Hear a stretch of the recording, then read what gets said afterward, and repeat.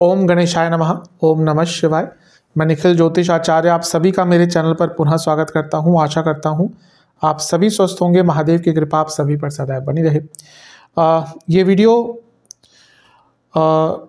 वृषभ यानी कि टॉरस के लिए बहुत महत्वपूर्ण है, क्योंकि यह वीडियो है सूर्य महाराज के राशि परिवर्तन के बारे में। सूर्य यानी कि सन 15 जनवरी 2024 को राशि परिवर्तन कर रहे हैं। हर महीने की तरह हर महीने में उनका एक बार राशि परिवर्तन होता है और वो अपने मित्र की राशि बृहस्पति की राशि को छोड़कर अपने शत्रु की राशि और अपने पुत्र की राशि यानी कि शनि महाराज की राशि मकरस्थ हो जाएंगे, मकर राशि में प्रवेश कर जाएंगे।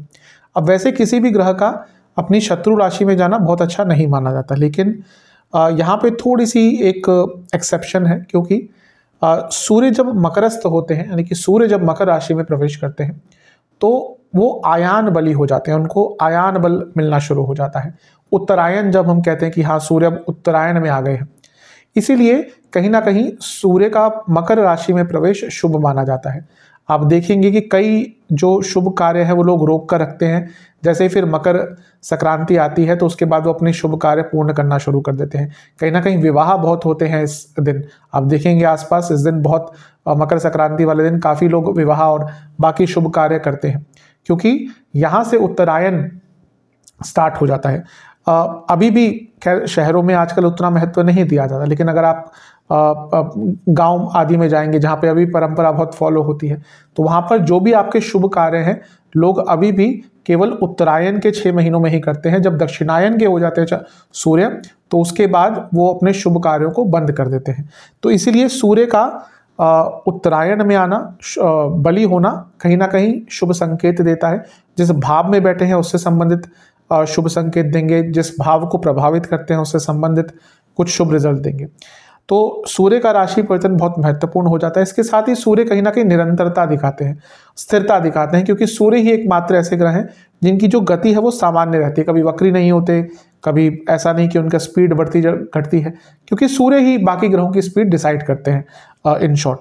तो सूर्य उस भाव को थोड़ी स्थिरता भी देते हैं। और सूर्य स्वयं क्या है? सूर्य प्रकाश है। सूर्य नहीं तो कोई भी नहीं, कुछ भी नहीं। सूर्य के प्रकाश के कारण ही तो हमारा पूरा ये जो संसार है, पूरी सृष्टि है, कहीं ना कहीं चल रही है। इसलिए सूर्य का राशि परिवर्तन बहुत महत्वपूर्ण हो जाता है। जैसा मैंने कहा, प्रकाश है, प्रकाश के कारक हैं, तो जहाँ जाते हैं उस भाव को प्रकाशित करते हैं, जिस भाव को देखते हैं उसको प्रकाशित करते हैं। तो क्या प्रभाव सूर्य के इस राशि परिवर्तन का आपके जीवन पर पड़ सकता है, इसी सब पर चर्चा करेंगे इस राशिफल में। यदि आपकी लग्न राशि या चंद्र राशि वृषभ है, दोनों ही गाइडेंस के लिए इस राशिफल को अवश्य देख सकते हैं।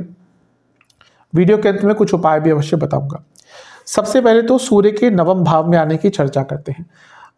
नवम भाव में सूर्य के आने को कई शास्त्र बहुत अच्छा भी मानते हैं, कुछ इसकी थोड़ी बहुत बुराइयां भी करते हैं। सबसे पहला तो जब भी नवम में सूर्य आते हैं तो व्यक्ति को लक्ष्मी की प्राप्ति होती है, डायरेक्टली नहीं लेकिन इनडायरेक्टली। कई शास्त्र ये भी कहते हैं कि व्यक्ति दूसरों के धन से लाभ उठाता है या दूसरों से उसको लाभ प्राप्त होता है। तो अगर कुछ आपका ऐसा कार्य है जिसमें कमीशन बेस्ड काम होता है, जिसमें आपका कुछ डायरेक्टली इन्वॉल्व नहीं है लेकिन आपकी सर्विसेज इन्वॉल्व है, सर्विस बेस्ड कार्य करते हैं, कमीशन बेस्ड कार्य करते हैं, तो वहाँ पे आपको लाभ हो सकता है। सरकार से आपको लाभ हो सकता है और लक्ष्मी प्राप्ति के आइडियाज बहुत आएंगे। तो लक्ष्मी प्राप्ति के लिए कहीं ना कहीं सूर्य का नवम भाव में आना अच्छा होता है। प्रसिद्धि के कारक होते हैं, कहीं ना कहीं सूर्य का नवम भाव में आना व्यक्ति को प्रसिद्ध करता है, उसका नाम बनाता है। तो यदि आप अपना नाम बनाना चाहते थे, आप अपनी पहचान बनाना चाहते थे, तो उसके लिए जो समय है ये बहुत अच्छा रहेगा। स्पेशली इलेक्शन का ये समय है हमारे देश में, तो अगर आप प्रसिद्ध होना चाहते हैं, अपना एक नाम, एक पहचान, एक वर्चस्व बनाना चाहते हैं, तो उसके लिए समय बहुत अच्छा रहेगा। इसके साथ ही सूर्य नवम भाव में आकर व्यक्ति को बहुत धार्मिक भी बनाते हैं और इसके साथ ही व्यक्ति को अपने धर्म के प्रति, अब यहाँ पे जो मैं धर्म कह रहा हूँ अपनी ड्यूटीज है।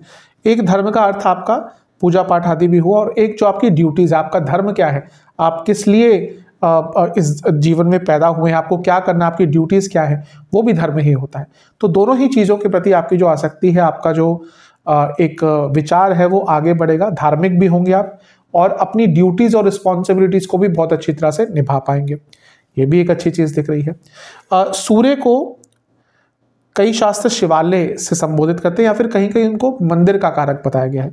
और क्योंकि नवम भाव धर्म का स्थान है, बहुत ज़्यादा संभावना है कि आप अपने इस 1 महीने के कालखंड में किसी धार्मिक स्थल पर अपने आप भी जा सकते हैं, अपने फैमिली को भी लेकर जा सकते हैं, क्योंकि सूर्य चौथे भाव के स्वामी भी है। तो हो सकता है अपनी फैमिली के साथ ही आप किसी धार्मिक स्थल के दर्शन के लिए जा पाए, ये भी एक अच्छी चीज़ है। तो ओवरऑल सूर्य का नवम भाव में आना कहीं ना कहीं अच्छा ही रिजल्ट देता है। बुरा क्या होता है? नवम का सूर्य व्यक्ति को पिता विरोधी और गुरु विरोधी बनाता है। इसका मतलब क्या है कि जो आपके गुरुजन हैं उनके साथ भी आपके कुछ संबंध बिगड़ सकते हैं, जो कभी भी नहीं होना चाहिए। क्योंकि अगर एक तो आपके गुरु हैं तो आप बहुत लकी हैं, और उनके साथ अगर आप संबंध बिगाड़ रहे हैं तो कहीं ना कहीं बहुत गलत चीज़ है। और दूसरा, आपके अपने पिता से संबंध भी यहाँ पे बिगड़ सकते हैं। दोनों ही चीज़ों पर आपको बहुत ध्यान देना है। पिता और गुरु से संबंध बिगड़ सकते हैं। इसके साथ ही व्यक्ति के अपने मातृ साइड से, यानी कि आपकी माता की साइड से और माता से, दोनों से ही यहाँ से संबंध थोड़े बिगड़ सकते हैं। आपके माता की साइड के जो लोग हैं, मामा हो गई, मासी हो गई, इनसे थोड़े से संबंध, उस आपके माता के साइड के जो भाई बहन कजन आदि हो गए, उनसे थोड़ा सा आपके यहाँ पे संबंध बिगड़ सकते हैं। तो इस चीज़ पर आपको थोड़ा सा ध्यान देना है। अदरवाइज तो सूर्य का यहाँ पर आना आपके जीवन में शुभता ही लेकर आएगा, लक्ष्मी की प्राप्ति करवाएंगे, और कहीं ना कहीं लक्ष्मी प्राप्ति के आइडियाज आपको बहुत सारे आने वाले हैं। अगर आप जॉब करते हैं तो आपके अपने बॉसेस से भी यहाँ पर अचानक से संबंध बिगड़ सकते हैं। आप देखेंगे सब कुछ ठीक चल रहा है, लेकिन जैसे ही राशि पतन होगा उसके कुछ दिनों के अंदर ही, कभी कभी तो उसी दिन प्रभाव दिख जाता है, आपका अपने बॉसेस से काफ़ी ईगो क्लैशेस हो सकते हैं। तो इन सब चीज़ों पर आपको थोड़ा सा ध्यान देना है। धर्म के विरुद्ध कुछ भी बात मत कीजिएगा। मजाक में भी कभी कभी होता है, लोग मजाक में ही कुछ कह देते हैं, यहाँ पर वो चीज़ बहुत भारी पड़ सकती है। तो किसी भी धार्मिक चीज़ का, धार्मिक पुस्तक का, धार्मिक वस्तु का आपको निरादर करने से पूर्णतः बचना है, कभी भी नहीं करना चाहिए। और यहाँ पे तो व्यंग्यात्मक रूप से भी कुछ भी ऐसा मत कीजिएगा, अदरवाइज आपके लिए प्रॉब्लम थोड़ी बहुत क्रिएट हो सकती है। सूर्य का स्वामित्व क्या है आपके लिए? चौथे भाव के स्वामी है। तो एक तो जब भी केंद्र भाव का स्वामी त्रिकोण में आता है तो राजयोग बनता है। अब चौथे भाव का स्वामी लक्ष्मी स्थान में है, यानी कि घर में पैसा आएगा, घर के सदस्य पैसा कमा सकते हैं, ये एक अच्छी चीज़ है। लेकिन देखा जाए तो चौथे भाव के स्वामी अपने से छठे घर में है। ये नेगेटिव इसलिए है क्योंकि आपकी माता जी की सेहत बिगड़ सकती है, और घर में कलह कलेश, लड़ाई झगड़े, ईगो क्लैशेस, पैसों के लिए छोटी छोटी बातों पर बहुत मनमुटाव हो सकते हैं। मतलब कि ऐसी बातें जिसको हम कहते हैं पेटी इश्यूज, कि कुछ है नहीं, बस झगड़ा करना है, वैसी ही चीज़ें यहाँ पर हुआ करेंगी। घर में पैसा अवश्य आएगा, लेकिन ऐसी बातों पर आपकी बहस हुआ करेगी जिसपे बहुत आराम से उसको इग्नोर और अवॉइड किया जा सकता है। तो इस चीज़ पर ध्यान देंगे तो अच्छा है। एक उच्चाट सा माहौल हो जाता है। आप ऑब्जर्व करेंगे कि घर में जाएंगे तो आपका किसी से बात करने का मन नहीं करेगा, जैसे ही घर से बाहर आएंगे सब कुछ ठीक हो जाएगा। घर में घुसेंगे तो थोड़ा सा बात करने का मन नहीं करेगा। तो फैमिली, क्योंकि सूर्य की स्थिति ऐसी है कि अपने फैमिली लाइफ पर आपको थोड़ा सा ध्यान यहाँ पर देना ही पड़ेगा, अदरवाइज थोड़ी सी प्रॉब्लम यहाँ पर हो सकती है। लेकिन अच्छी चीज़ क्या है, अगर आप प्रॉपर्टी संबंधित कुछ कार्य करना चाहते हैं, अगर आप प्रॉपर्टी का कहीं कार्य करते हैं, क्या प्रॉपर्टी संबंधित कुछ कार्यों को सुलझाना चाहते हैं, फॉर एग्जाम्पल आपकी प्रॉपर्टी पे आप कंस्ट्रक्शन कराना चाहते थे, समझ नहीं आता कैसे आगे बढ़े, नहीं लोन मिल रहा था। हाँ, अगर आप प्रॉपर्टी संबंधित लोन लेना चाहते हैं तो उसके लिए भी समय अच्छा है, क्योंकि चौथे भाव के स्वामी अपने से छठे घर में गए, यानी कि लोन आदि आपको यहाँ पे प्राप्त हो सकता है। या फिर कुछ प्रॉपर्टी का लीगल इशू चल रहा था, उसको सॉल्व करने के लिए भी समय आपका बहुत अच्छा रहेगा। इसके साथ ही क्योंकि चौथे भाव के स्वामी अपने से छठे घर में है, घर में किसी को अचानक से कोई बीमारी भी हो सकती है, इंजरी के भी योग थोड़े बहुत हो सकते हैं। स्पेशली आपकी माता जी की सेहत का आपको यहाँ पर सबसे ज़्यादा ध्यान रखना है। सूर्य, जैसा मैंने कहा, जिस भाव में आते हैं उसको प्रकाशित करते हैं, जिस भाव को देखते हैं उसको भी प्रकाशित करते हैं। तो नवम भाव में आ रहे हैं, यानी कि आपका भाग्य क्या होगा, आपका भाग्य प्रकाशित होगा। जैसे मैंने कहा, धर्म के प्रति आपकी रुचि बहुत बढ़ेगी। लेकिन जब यहाँ पर बैठते हैं, जैसा मैंने कहा ना, वो जो सूर्य की अग्नि है हर कोई बर्दाश्त नहीं कर पाता, इसलिए आपको अपने बॉसेस से और अपने मैनेजमेंट से संबंध बहुत बचाकर और बनाकर रखने पड़ेंगे। यहाँ पर अगर बहुत जल्दी भी आगे बढ़ने के आपको मौके मिल रहे हैं ना, तो अपने उत्साह के लेवल को थोड़ा कम रखिएगा। ऐसा नहीं कुछ अच्छा हुआ और आपने ढिंडोरा पीटना शुरू कर दिया, वो कर देंगे तो वो चीज़ें फिर आपके विरुद्ध 100% होंगी। सूर्य की दृष्टि पड़ेगी तीसरे भाव पर, बहुत अच्छा है, कारण तीसरा भाव प्रकाशित हो गया। तीसरा भाव क्या है? साहस, पराक्रम, उमंग, उत्साह, लॉजिकल थिंकिंग, लॉजिकल रीजनिंग, आगे बढ़ने की क्षमता। मैं हमेशा तीसरे भाव को कहीं ना कहीं कुंडली का एक सबसे इंपॉर्टेंट स्थान मानता हूं, क्योंकि ये वो भाव है जहां पर व्यक्ति का अगर भाग्य भी अच्छा नहीं है ना, वो अपने आप अपना भाग्य लिखता है। मंगल यहाँ पे है, सूर्य है, शनि है, व्यक्ति अपने भाग्य, कई कुंडलियां मैंने देखी अपने जीवन काल में, बहुत चीजें खराब हैं लेकिन यहाँ पर मंगल बैठ गए, व्यक्ति अपने खानदान का नाम करता है। वैसा ही सूर्य का प्रभाव भी कहीं ना कहीं तीसरे घर पर होता है। तो सूर्य तीसरे घर पर प्रकाश है सूर्य का, यानी कि जीवन आगे बढ़ेगा, यानी कि एक उत्साह रहेगी, उमंग रहेगी, यात्राएं आपको बहुत करने को मिलेंगी। अगर वैसे तो स्थिर स्वभाव का लग्न है, इनको बहुत ज़्यादा यात्राएं पसंद नहीं है, ऐसा नहीं कि बिल्कुल नहीं करते, लेकिन यूजुअली इनको अपने जीवन में बहुत स्टेबिलिटी चाहिए होती है। आप देखेंगे किसी वृषभ लग्न वाले जातक को, उनका बहुत एक ऑर्गेनाइज्ड स्ट्रक्चर होता है जीवन का। इस टाइम उठना है, इस टाइम अपना डेली जो आपकी ड्यूटीज़ है वो करनी है, चाय पीनी है, फिर काम पे जाना है, काम से आके इतना देर इन चीज़ों पे देना है, फिर सो जाना है। बहुत अपने टाइम अपनी चीज़ों को अप टू डेट रखते हैं, टाइम को फॉलो करते हैं। लेकिन यहाँ पर आपको काफ़ी चांसेस है कि आपको घूमने का, आपको ट्रैवल, लेजर ट्रैवल, धार्मिक यात्राएं, वो सब करने का अवसर मिलेगा।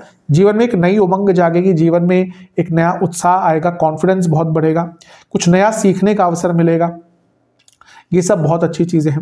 प्रॉब्लम आपका अपने भाई बहनों से बहुत बड़ा वाद विवाद हो सकता है, और अपने कम्युनिकेशन में थोड़ी सी सौम्यता रखिएगा। ये वाणी का स्थान है, ये कम्युनिकेशन का स्थान है। अब लोग इसमें कंफ्यूज हो जाते हैं। वाणी क्या है? वाणी आपकी, आप क्या बोल रहे हैं, आप मधुर बोल रहे हैं, आपके बोलने का क्या तरीका, लेकिन आप वो चीज़ कम्युनिकेट कैसे करते हैं? बोलता तो हर व्यक्ति है, क्या हर व्यक्ति के कम्युनिकेशन को आप बोलते हैं कि इसकी कम्युनिकेशन स्किल्स अच्छी है? नहीं। कम्युनिकेशन स्किल्स क्या होती है? आप जो बोल रहे हैं वो व्यक्ति समझ जाए, वही कम्युनिकेशन स्किल्स है। अब यहाँ पर क्योंकि सूर्य तीसरे भाव को देख रहे हैं, तो आपकी कम्युनिकेशन स्किल्स में थोड़ी प्रॉब्लम आ सकती है, यानी कि आप जो बोलेंगे वो चीज़ सामने वाला व्यक्ति समझ नहीं पाएगा। और मैं हमेशा कहता हूँ तीसरे भाव को बॉडी लैंग्वेज के लिए भी देखना चाहिए, तो अपनी बॉडी लैंग्वेज को भी सौम्य रखिएगा, अपने कम्युनिकेशन को भी सौम्य रखिएगा। इन दोनों चीज़ों के कारण थोड़ी बहुत प्रॉब्लम हो सकती है। अपने भाई बहनों से, दोस्तों से, कजिन्स से आपका यहाँ पर वाद विवाद थोड़ा बहुत हो सकता है। अपने जीवन में बहुत कुछ खत्म कर एक अगर नई शुरुआत करना चाहते हैं, उसके लिए सूर्य यहाँ पर आपको बहुत अच्छा प्रभाव देंगे। साल का शुरुआत ही अभी भी कई लोग कई चीज़ों में फंस जाते हैं, और या कहिए हम अपने आप को फंसा लेते हैं कई चीज़ों में। ये भी चाहिए, इससे भी बंधन रखना है, इससे भी रिश्ता रखना है, वो मेरे बारे में क्या सोच रहा होगा, इसको खुश करना है, उसको खुश करना है, बस फालतू के बंधनों में बंधे रहते हैं। ये इतना पैसा कमाना है, ठीक है, पैसा कमाना कोई बुरा नहीं है, लेकिन एक लिमिट होनी चाहिए कि हाँ, उससे ज़्यादा अपने आप को उन चीज़ों में नहीं इन्वॉल्व करना।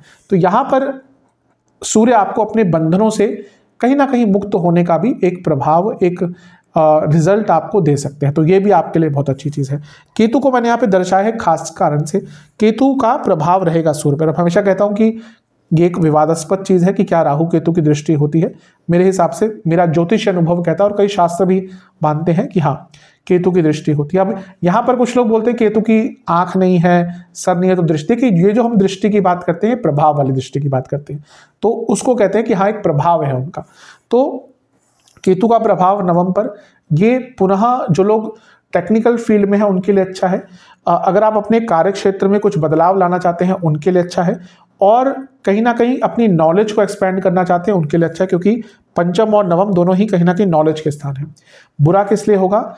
यहाँ पर पिता पुत्र संबंध बिगड़ सकते हैं, यानी कि आपके अपने पिता से संबंध बिगड़ सकते हैं, और अगर आपकी संतान है तो उनसे भी आपके संबंध बिगड़ सकते हैं। दूसरा, पंचम से नवम में सूर्य है, यानी कि पंचम में, और पंचम में केतु है, तो यहाँ पर आपके संतान की सेहत भी बिगड़ सकती है, उनको इंजरी भी हो सकती है। दूसरा, जो महिलाएं इस समय गर्भवती हैं उनको यहाँ पर बहुत ध्यान देना है। ये एक महीना उनके लिए कष्टकारी हो सकता है। उनके लिए स्पेशली एक उपाय बता रहा हूँ, गणपति जी की पूजा रोज करना है, और महादेव के लिए आपको महादेव का ध्यान करते हुए आपको महामृत्युंजय का जाप कम से कम रोज 27 बार या 108 बार करना है। जो गर्भवती महिला हैं उनके लिए स्पेशल उपाय है, अवश्य कीजिएगा। तो ओवरऑल देखें तो ये सूर्य का राशि परिवर्तन आपके जीवन में अच्छा कुछ लेके आएगा। एक चीज बताना भूल गया, अचानक से कुछ लोगों की ट्रांसफर हो सकती है, तो जिनकी जो ऐसी कुछ जॉब करते हैं जिसमें जो ट्रांसफरेबल जॉब है, उनके लिए यहाँ पर अचानक से ट्रांसफर के योग यहाँ पर बन सकते हैं। अगर बहुत बड़ी कंपनी नहीं है, एक ही कंपनी है, अलग अलग डिपार्टमेंट्स हैं, तो हो सकता है आपका अचानक से डिपार्टमेंट चेंज कर दिया जाए। सेहत की बात करें तो जिनको थायराइड की प्रॉब्लम है परेशानी बढ़ेगी, जॉइंट पेन बढ़ेंगे, एसिडिटी बढ़ेगी, इंडाइजेशन बढ़ेगी और इसके साथ ही गले के रोग और सांसों के रोग बहुत तंग करेंगे। उपाय के स्वरूप में क्या करना है, गुड़ से बनी किसी भी मिठाई और बेसन से बनी किसी भी मिठाई का महादेव को भोग लगाना है। शिव चालीसा, सूर्य चालीसा का 2-2 बार पाठ करना है। आशा करता हूं कि वीडियो आपके काम आएगी। चैनल पर नए हैं सब्सक्राइब कर लीजिए, वीडियो को लाइक कर लीजिए। मिलता हूं अगली वीडियो में, तब तक के लिए ओम नमः शिवाय।